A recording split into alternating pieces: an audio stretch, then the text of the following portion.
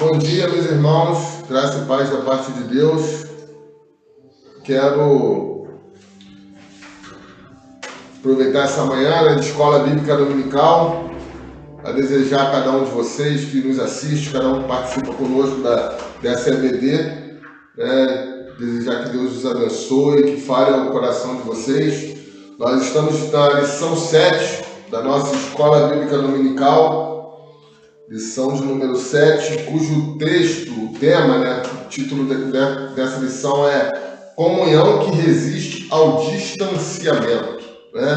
Nós sabemos que estamos vivendo um tempo de distanciamento por conta da pandemia, mas a nossa comunhão ela resiste, principalmente a nossa comunhão com o nosso Deus, com o nosso Senhor, que é um Deus todo-poderoso.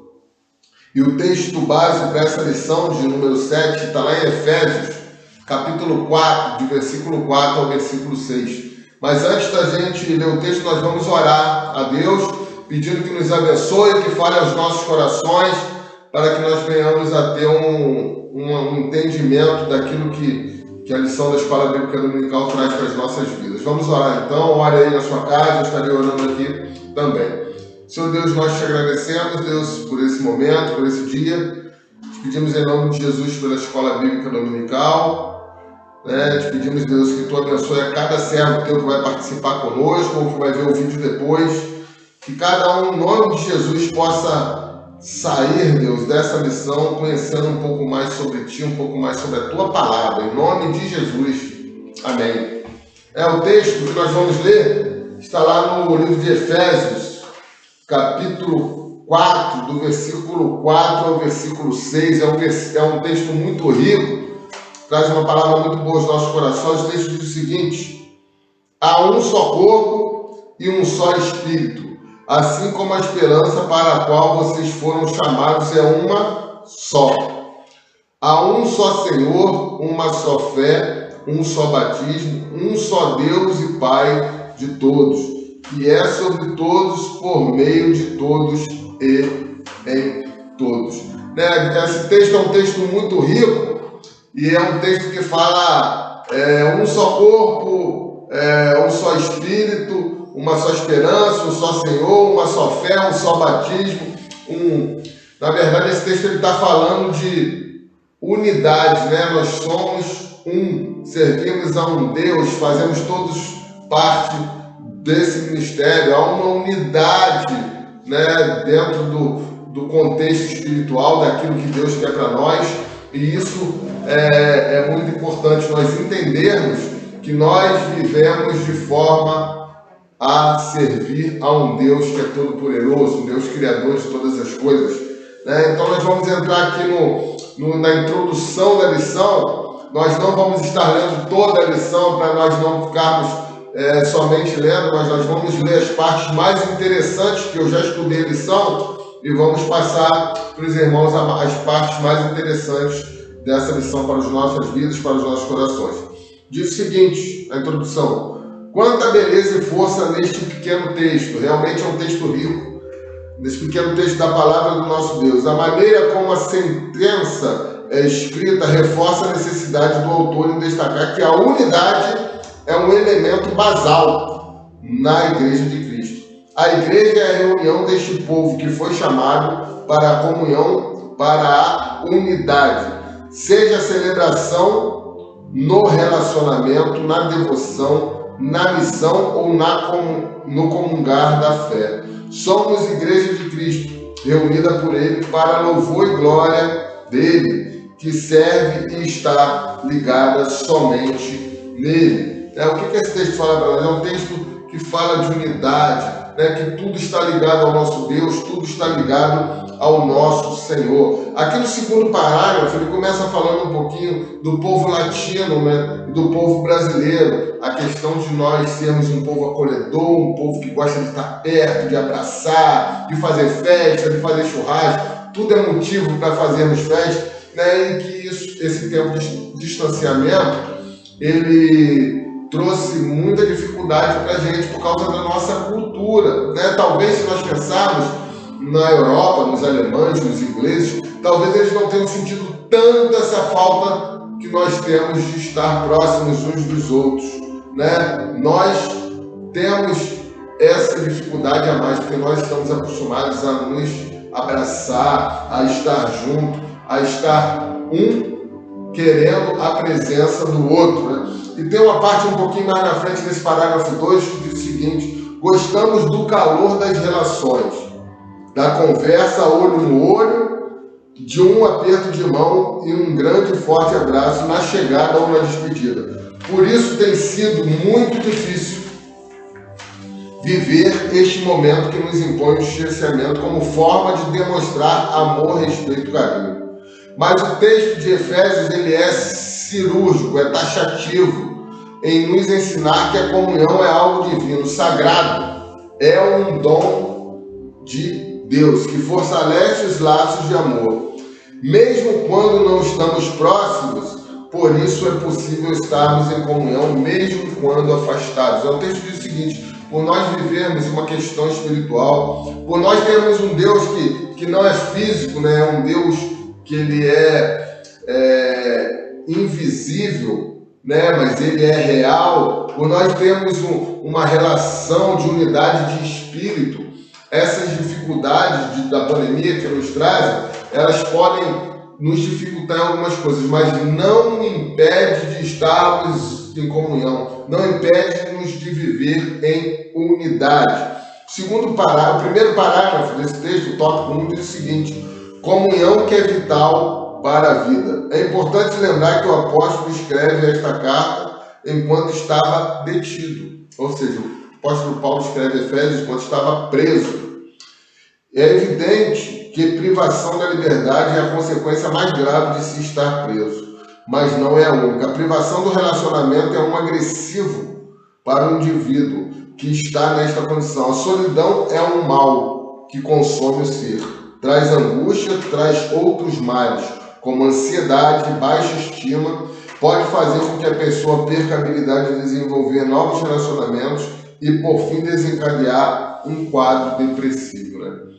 Esse distanciamento ele traz algumas dificuldades, traz ansiedade, traz tristezas ao coração, né? Ele traz uma baixa autoestima, ele começa a revelar sentimentos dentro de nós de angústia, né? De impotência, de incapacidade, né? Nós passamos a estar muito presos e isso acaba por desencadeando vários processos psicológicos, inclusive o processo de depressão, segundo o que o autor fala aqui, né? Porque nós vivemos um estilo de vida que nós sempre estávamos juntos, presentes, em comunhão na igreja, em festa de família, em ambientes de amigos, e de repente tudo isso nos é tirado. Mas o que não pode nos ser tirado é a comunhão. E quando nós vivemos essa unidade que o texto diz, quando nós vivemos em comunhão com o Senhor, eu tenho certeza em nome de Jesus que essa depressão não pode bater na nossa porta.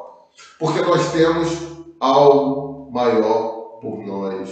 Você pode até falar assim: mas pastor, tem muita gente que é serva de Deus e acaba entrando nesse processo de ansiedade, de depressão. É verdade.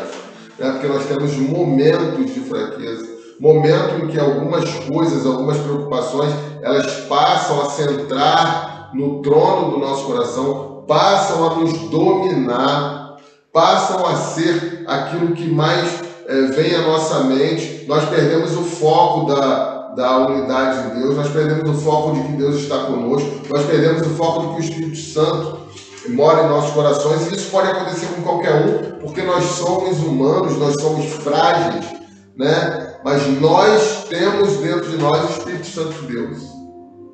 Nós temos Deus conosco em todos os momentos. Nós não poderíamos ter ansiedade, ter medo, ter preocupações, mas a nossa natureza humana é frágil. Quantas vezes eu fico ansioso com algumas coisas, quantas vezes eu fico preocupado com algumas coisas, porque a natureza humana ainda é muito forte dentro de mim. Então nós precisamos aos poucos ir dando lugar, dando domínio, dando poder ao Espírito Santo de Deus, de forma que um dia nós venhamos a entender que é Ele que está totalmente dentro de nós, que é Deus que está nos conduzindo, que é Deus que está nos dominando. E aí nós vamos ter muito menos preocupações. Nossas ansiedades vão ser bem menores. Nós não atingiremos o grau da depressão, apesar que a depressão é algo psíquico, algo que nós não conseguimos explicar, mas nós temos um Deus que está acima disso tudo, né? Tópico 3, o autor diz o seguinte: comunhão que é fruto de dependência, ou seja, nós somos dependentes de um Deus.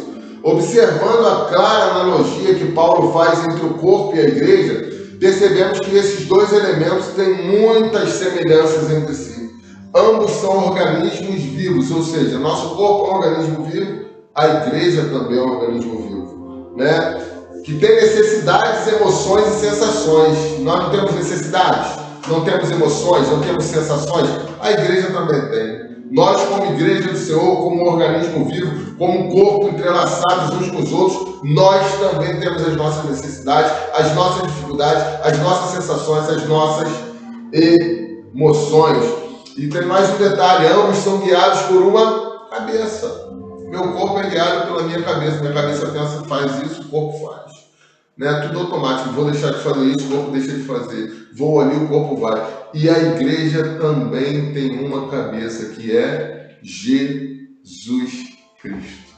Jesus Cristo é o cabeça da igreja. É Ele quem deve guiar a igreja. É Ele quem deve direcionar para onde a igreja vai. Porque nós somos fruto de quê? O que o título diz? Fruto de dependência. Nós somos dependentes da cabeça. Nós somos dependentes de Cristo. Nós somos dependentes daquele que dirige a igreja. Né? Como nosso corpo é dependente daquilo que nós pensamos, daquilo que nós decidimos, daquilo que nós vamos fazer, a igreja também depende de Jesus Cristo, nosso Senhor. Depende para onde Ele vai levar. Por isso que nós precisamos, como igreja, que cada um de nós somos, como corpo de Cristo, cada um de nós somos, estar muito atentos àquilo que Cristo quer falar, àquilo que Cristo quer fazer. Eu posso ter planos para a igreja, você como servo de Deus pode ter planos para a igreja, pode ter planos para o Evangelho, mas nós primeiro precisamos colocar diante do Senhor. Primeiro nós precisamos colocar diante dele: Senhor, essa também é a tua vontade, tu que é o cabeça desse corpo. Como nós temos uma cabeça que decide para onde o nosso corpo vai, a igreja também tem um cabeça que decide para onde nós vamos. Né? Nós precisamos orar para entender o propósito de Deus, para entender aquilo que Deus quer para nós, para as nossas vidas. Né? Um pouquinho mais à frente, o texto diz o seguinte: seja de ações conscientes, como comer, andar ou falar, seja de ações inconscientes, como respirar, digerir a comida, quebrar nutrientes, fazer vê-los crescer ou multiplicar células, são determinados pelo nosso cérebro. Ou seja, nós temos coisas conscientes que fazemos, né? Andar, comer, e tem coisas que são inconscientes. Por exemplo, crescer o pelo, crescer cabelo, né? Isso tudo é inconsciente, nós não fazemos pensando. Digerir um alimento, o seu corpo digere sem pensar. Então, a cabeça direciona. Algumas coisas nós fazemos com consciência, outras são inconscientes. Da mesma forma, é a igreja. Todos nós somos membros desse corpo. Todos nós temos igual importância e relevância. Mas quem determina o nosso lugar e função no corpo é o próprio Cristo, que é o cabeça, a mente e a mente. Ele que dirige nosso espaço, ele que conduz a igreja e as nossas vidas. Ou seja, a condução ela é do Senhor. Ele que é o que dirige, ele que é o que guia a igreja. Tópico 3, né? Diz o seguinte: comunhão que é presença mesmo na ausência, né? Eu não sei se você está, dá uma paradinha aqui, não sei se você está escutando um somzinho aí de música, né? Porque eu estou aqui na sala aqui da igreja, dando a lição de escola bíblica dominical, e a gente tem um ministério de louvor que está ensaiando no templo, né? Então, não se preocupe não, que esse barulho é do ministério de louvor que está ensaiando lá no templo, mas não tem nenhuma dificuldade não. Se o som estiver saindo aí, eu não sei se o som está saindo aí, se tiver, são os irmãos de louvor, os abençoados que estão ensaiando para o culto da noite. Tá? Então, tópico 3 aqui. Comunhão, que é presença mesmo na ausência. A parte final do versículo 6 diz o seguinte: o qual está sobre todos, em todos e vive por meio de todos. Sem a presença de Deus sobre nós, em nós e através de nós não há comunhão. Verdade? Verdade. Se Deus não estiver presente, se eu não tiver aceitado Cristo, se o Espírito Santo não morar no meu coração, é difícil nós termos comunhão. Porque nós não temos o mesmo Espírito em nós. Nós podemos até gostar de pessoas, né? Porque nós gostamos de muitos amigos nossos que ainda não tiveram o encontro que nós tivemos com Cristo, né? Esse maravilhoso encontro. Nós temos muitas pessoas que nós gostamos, mas isso não é comunhão. Não é comungar da mesma coisa, não é comungar da mesma fé, não é comungar com o mesmo Deus. Se Cristo está em mim, mas não está na Michele, minha esposa, nós podemos nos amar, mas nós não vamos ter comunhão, não vamos comungar da mesma fé. Então nós precisamos, para ter a verdadeira comunhão em Cristo, nós precisamos da presença de Cristo nos nossos corações, da presença de Cristo nas nossas vidas, da presença de Cristo em nós. Os nossos irmãos que tiveram o privilégio de conviver com Cristo na terra, o pessoal lá para trás, Pedro, João, Tiago, Judas, principalmente os discípulos, tiveram que, após sua partida, aprender a ter comunhão com Ele. Mesmo com sua ausência física, descobriram que mesmo não estando ali fisicamente, Cristo sempre esteve, está e estará presente. O que ele está falando para a gente?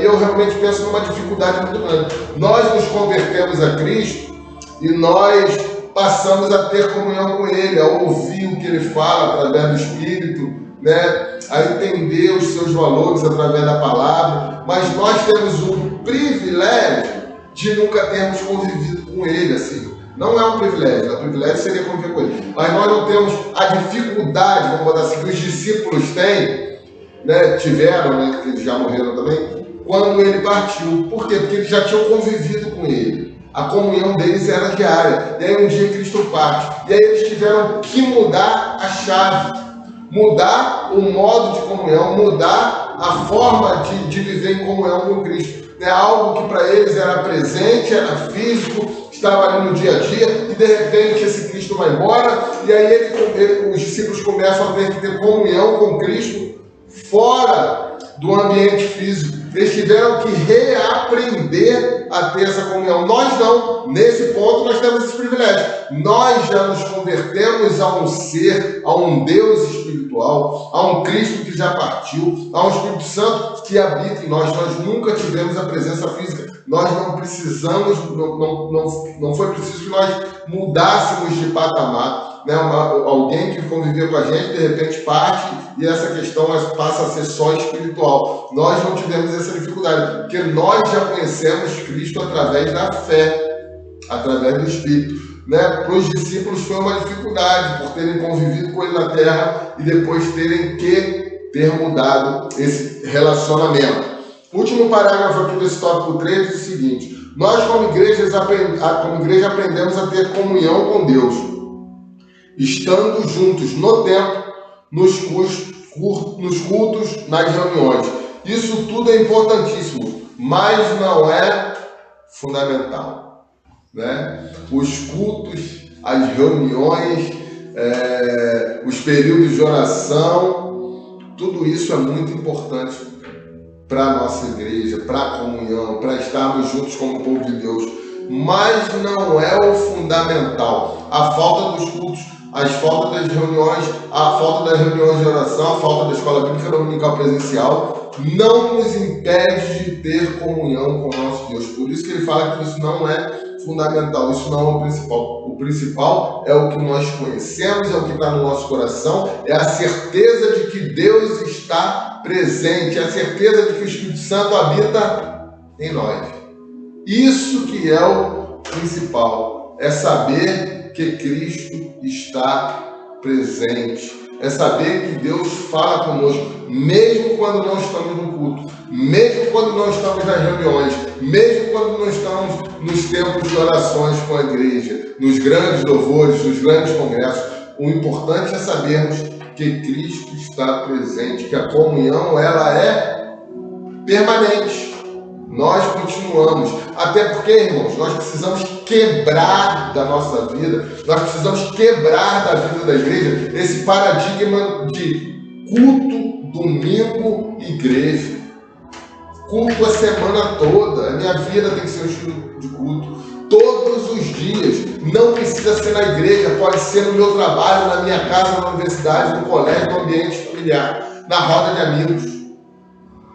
Nós somos igreja em todo o tempo, nós não somos igreja só no domingo, nós não somos igreja só no culto de oração de quarta-feira, nós não somos igreja só na escola bíblica dominical, nós não saímos daqui desse templo, desse lugar e passamos a ser uma outra pessoa, nós somos igreja sempre, nós precisamos viver igreja sempre, para onde nós formos.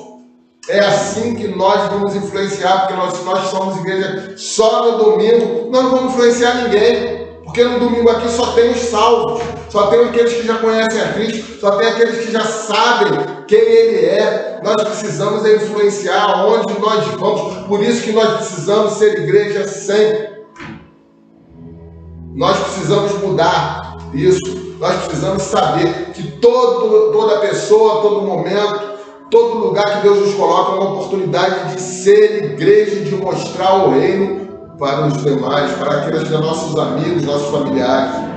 Nós precisamos ser igreja o tempo todo, em todo lugar. Para encerrar essa missão, está aqui conclusão, nós vamos passar a conclusão do seguinte: em tempos de afastamento, fomos forçados a olhar para dentro, olhar para coisas que passavam desapercebidas, coisas que iam perdendo importância com o passar dos dias.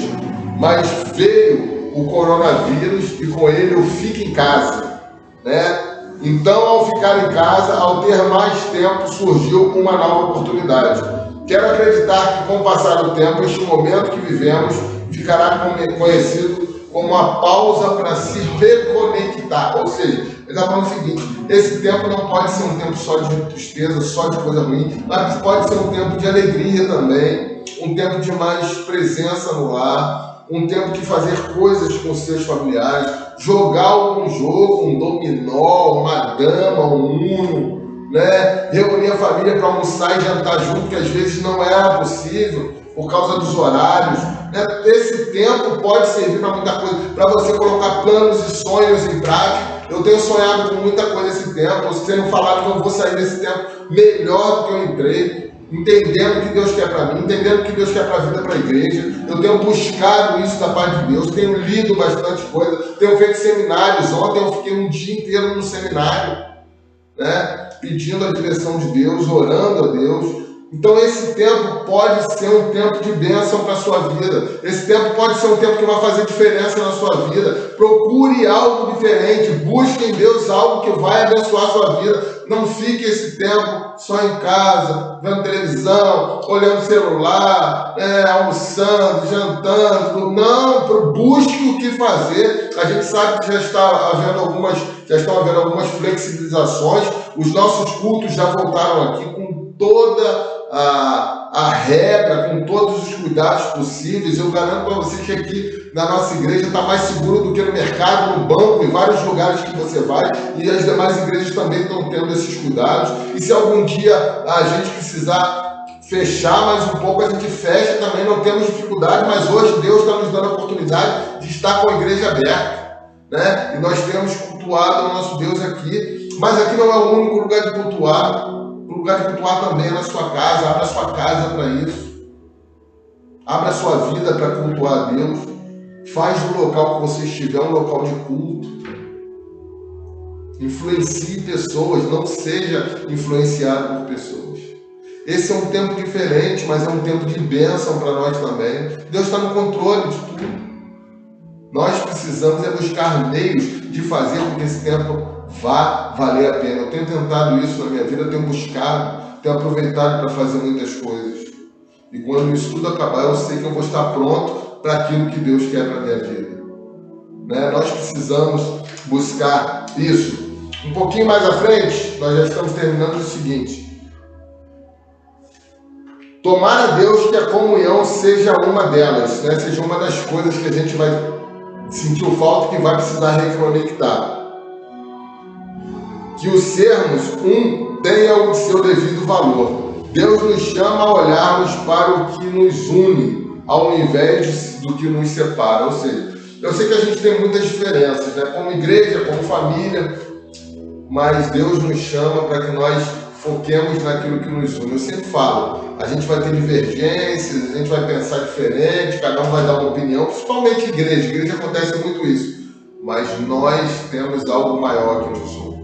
Nós temos o reino de Deus, nós temos o Deus Todo-Poderoso, nós temos o Cristo Salvador, nós temos o Espírito Santo que habita em nós temos a missão de pregar o reino e o evangelho para aqueles que não conhecem Cristo. Isso é maior do que nossas diferenças, nossas vontades, nossos desejos, nossos quereres humanos. Nós precisamos saber que há algo maior. Nós precisamos servir a um Deus com todo o nosso coração em unidade. Nós precisamos ser um com o nosso Deus. Tem a parte final aqui de pensar e agir, vou deixar para você ler em casa, né? E meu desejo é que Deus te abençoe, né? É uma lição que traz muito conhecimento para nós sobre unidade. Nós precisamos viver nessa comunhão com Deus, mesmo quando não estamos no tempo, ou principalmente quando não estamos no tempo. Nós precisamos levar Deus para onde nós vamos. Nós precisamos saber que Ele é presente, está presente em nós. Vamos orar encerrando essa lição. Desejo que Deus abençoe a sua vida. Senhor, nós te agradecemos por esse dia, te agradecemos pela lição da Escola Bíblica Dominical, Deus, que tivemos nessa manhã. Sabemos que a comunhão resiste, Deus. A unidade resiste, mesmo a esse tempo de distanciamento. Fale o coração da sua igreja, abençoe o coração da sua igreja, em nome de Jesus. Amém. Nesse mês de setembro, eu queria te fazer um convite, né? Você que é da nossa igreja, segundo que vai te escolher, nós temos falado isso aqui, temos postado no grupo de WhatsApp. Nesse mês de setembro nós estaremos fazendo 30 dias de oração pela nossa igreja. O nosso desejo é que cada membro se enganje, né, nesses 30 dias de oração, tire 5 minutos por dia apenas para estar orando pela igreja, para que Deus possa falar aos nossos corações. Tá? Deus te abençoe, tenha um ótimo domingo. À noite estaremos aqui às 19h30, cultuando ao nosso Deus novamente. Fica com Jesus, um grande abraço.